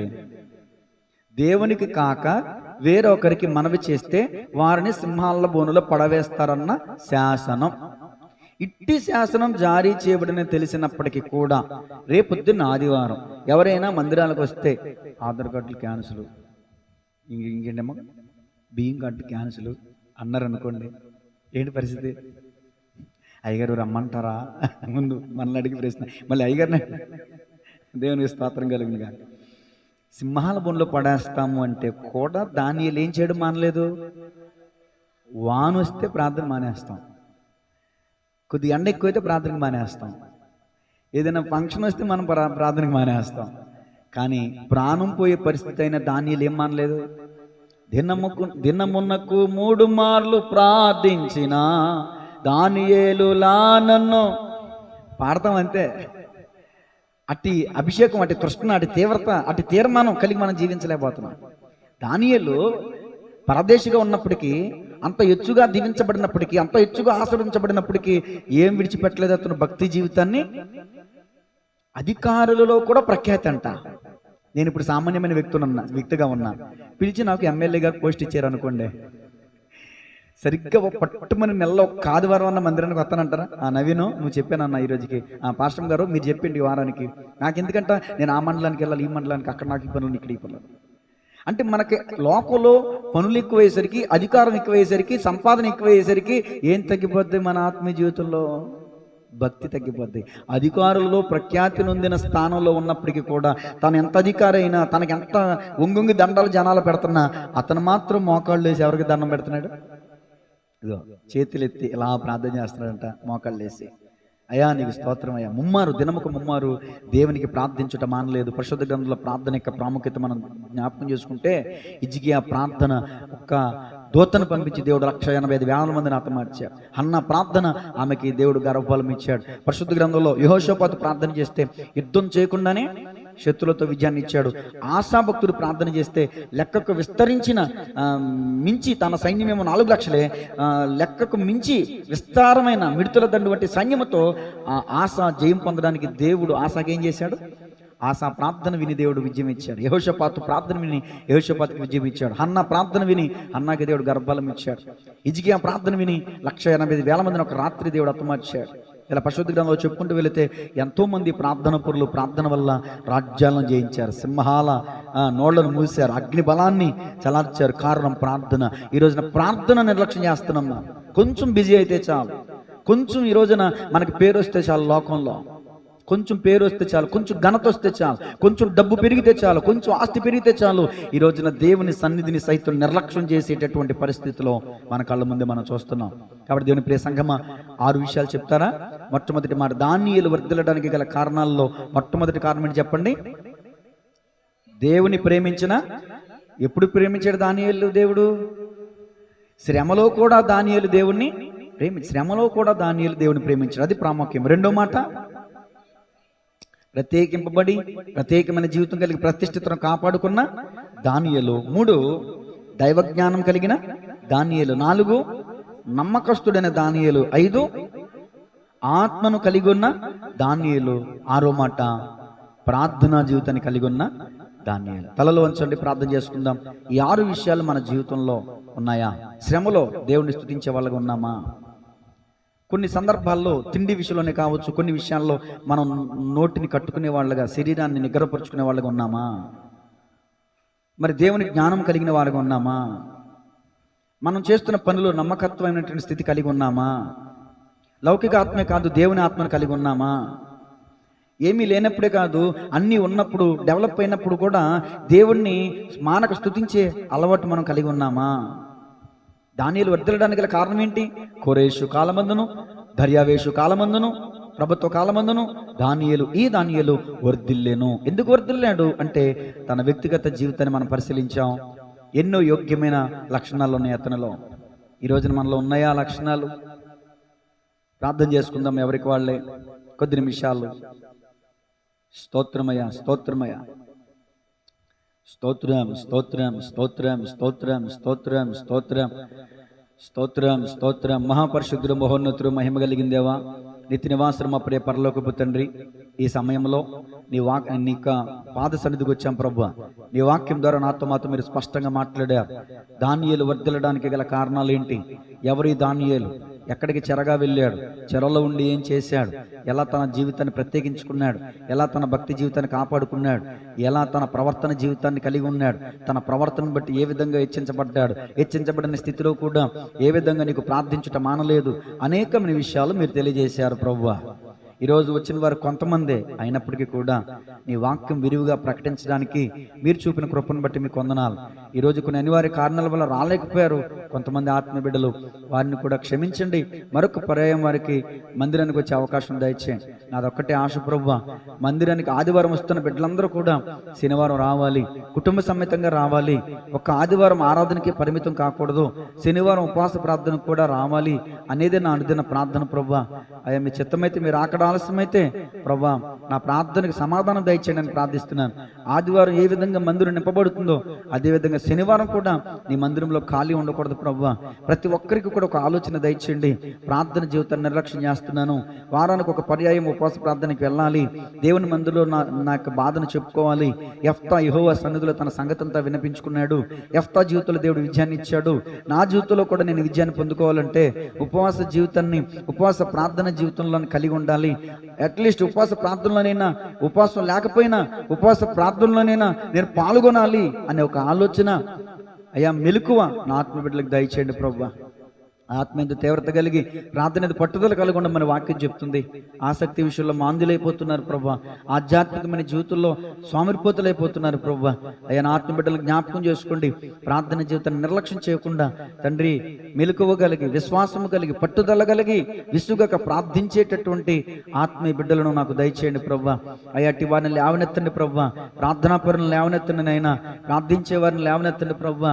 అయ్యా స్తోత్రం తండ్రి, సంఘ అభివృద్ధి కొరకు, సంఘ విస్తరణ కొరకు ప్రార్థించేటటువంటి వారిని లేవనెత్తండి ప్రభువా. కన్నీరు విడిచి నీ సన్నిధిలో ఇదిగో నశించిపోతున్న ఆత్మల పట్ల భారం కలిగి రోధించే అయ్యా ఆత్మీయ బిడ్డలను లేవనెత్తండి ప్రభువా. స్తుతి ఘనత మహిమ ప్రభావాలు మీకే కలుగును గాక. దానియేలు చెరలో ఉండి కూడా ప్రార్థించాడు, ఉపవాసం ఉండి బూడిద పూసుకుని అయ్యా గోనె పట్ట కట్టుకుని, అయ్యా నా పితరులకి నువ్వు సెలవిచ్చావు కదా 75 సంవత్సరాలు అయిన తర్వాత తిరిగి మరలా యూదా దేశానికి తిరిగి నడిపిస్తానని నువ్వు సెలవిచ్చావు కదా, ఆ ప్రవచనాన్ని జ్ఞాపకం చేసుకోమని నిజంగా ఇర్మియా ద్వారా సెలవిచ్చిన మాటని ఎత్తిపెట్టి దానియేలు ఉపవాసం ఉండి చెరలో ఉన్నప్పటికీ కూడా, బానిసగా ఉన్నప్పటికీ కూడా, బాధల్లో ఉన్నప్పటికీ కూడా, ఒంటరిగా ఉన్నప్పటికీ కూడా తన దేశం పట్ల, తన రాజ్యం పట్ల, తన ప్రజల పట్ల, అయ్యా ఇజ్రాయేలీల ప్రజల పట్ల ఒక విశ్వాసాన్ని ఇతను కనుపరిచాడు ప్రభువా. ఇదిగో తిరిగి యోధా దేశానికి వెళ్ళాలి, పాడైపోయినటువంటి అయ్యా నీ మందిరం కట్టాలి అని ఏ విధంగా దానియేలు ఆ ప్రవచనాన్ని జ్ఞాపకం చేసుకుని ప్రార్థన చేశాడో అట్టి మనసు మాకు దయచేయండి ప్రభువా. మా ప్రాంత ప్రజల కోసం, మా దేశ ప్రజల కోసం దానియేలు వలె ప్రార్థించేటటువంటి అయ్యా ప్రార్థనాత్మను మాకు దయచేయండి ప్రభువా. విజ్ఞాపన ఆత్మను మాకు దయచేయండి ప్రభువా. నిజముగా ప్రభువా హృదయపూర్వకంగా ప్రార్థిస్తున్నాను ప్రభువా. మా గ్రామంలో, మా దేశంలో, మా చుట్టుప్రక్కల ఎంతో మంది డ్రగ్స్కి అలవాటు పడిపోయిన వారు ఉన్నారు. నిజమే, యవన కాలంలో మద్యానికి వశమైపోయి, పేకాటకి వశమైపోయి, కోడిపందాలకు వశమైపోయి ఎంతో మంది ప్రభు తమ వ్యక్తిగత అయ్యా యవన జీవితాన్ని పాడు చేసుకుంటున్నారు. అయ్యా తమ వ్యాపారాలు అభివృద్ధి లేకుండా చేసుకుంటున్నారు. సంపాదించిన రూపాయి కూడా వ్యసనాలకు అవజేస్తున్నారు. ఇంట్లో తల్లిదండ్రులు ఉన్నారు, కట్టుకున్న భార్య, కన్న పిల్లలు ఉన్నారు అనే ఆలోచన కూడా లేకుండా అయ్యా విచక్షణ రహితంగా, అయ్యా వివేకం లేకుండా, మూర్ఖులుగా, అజ్ఞానంగా, వెర్రిగా ప్రవర్తిస్తున్నటువంటి వారు తమ కాలానికంటే ముందుగా చచ్చిపోతున్నారయ్యా. ఇదిగో అప్పుల పాలైపోయి ఉరేసుకుని చనిపోతున్నారు, అప్పుల పాలైపోయి పురుగుల మంతా చనిపోతున్నారు. ఎందుకంటే జ్ఞానము లేక నా జనులు నశించుతున్నారని లేఖనం సెలవిచ్చినట్లుగా నిజమే. దానియేలైతే ప్రభా అననుకూల పరిస్థితిలో, తన ప్రతికూల పరిస్థితిలో, మరి తనది కాని స్థలములో, అయ్యా మరి పరదేశిగా ఉంటున్నటువంటి స్థితిలో అయినప్పటికీ, ఒక బానిసగా ఉంటున్నప్పటి స్థితిలో అయినప్పటికీ కూడా తన వ్యక్తిగత ప్రవర్తన జీవితాన్ని కాపాడుకున్నాడు. అంచెలంచెలుగా అభివృద్ధి పొందాడు, ఆశీర్వదించబడ్డాడు. రాజులు మారిపోయారు, ప్రభుత్వాలు మారిపోయాయి, కానీ దానియేలు మాత్రం వర్ధిల్లుతూనే ఉన్నాడు. కారణం ఏంటంటే తన వ్యక్తిగత జీవితం పట్ల యోగ్యమైన లక్షణాలు కలిగి ఉన్నాడు. ప్రభు ఈ రోజున ఆ యోగ్యమైన 6 లక్షణాలు కూడా నీ సేవకుని ద్వారా ప్రకటింపజేసావు ప్రభు. విన్న నా ఆత్మ బిడ్డలే కానీ, యూట్యూబ్ ద్వారా వీక్షిస్తున్న వారే కానీ ఇదిగో ఈ 6 విషయాలను కూడా ఎత్తిపెట్టి ప్రార్థించే వారికి ఉండటానికి సహాయం చేయండి అయ్యా. ఏ సమయంలోనైనా, ఏ సందర్భంలోనైనా, ఏ విషయంలోనైనా, మేలైనా కీడైనా నిన్ను విడువక, ఎడబాయక నిన్ను ప్రేమించిన దానియేలు వలె మేము కూడా ప్రేమించే వారికి ఉండటానికి సహాయం చేయండి ప్రభా. అయ్యా సంతోషంలోనే కాదు ప్రభా, కష్టాల్లో కూడా ఇదిగో నీ సన్నిధిలో నిన్ను ప్రార్థించే వారి అనుభవం మాకు దయచేయమని ప్రార్థిస్తున్నాను ప్రభా. 6 శ్రేష్టమైనటువంటి విషయాలు అయ్యా చెప్పడానికి మీరు కృప చూపించారు ప్రభు. విన్న ఆత్మీయ బిడ్డలందరినీ దర్శించారు, మీకు వందనాలు. అభిషేకించండి, బలపరచండి ప్రభు, మీకు వందనాలు, స్తుతులు, స్తోత్రాలు ప్రభు. కృపగల దేవ, దయగలిగిన తండ్రి, వెత్తబడిన వాక్యమును బట్టి ప్రార్థిస్తున్నాను అయ్యా. 30 60 100 ఫలం పొందడానికి సహాయం చేయండి.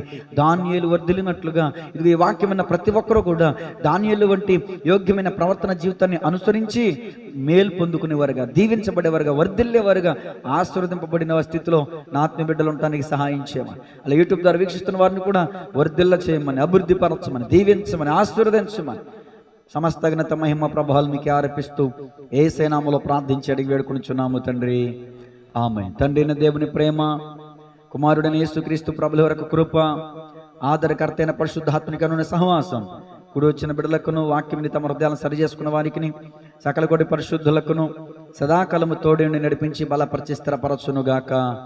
ఆమేన్. God bless you all.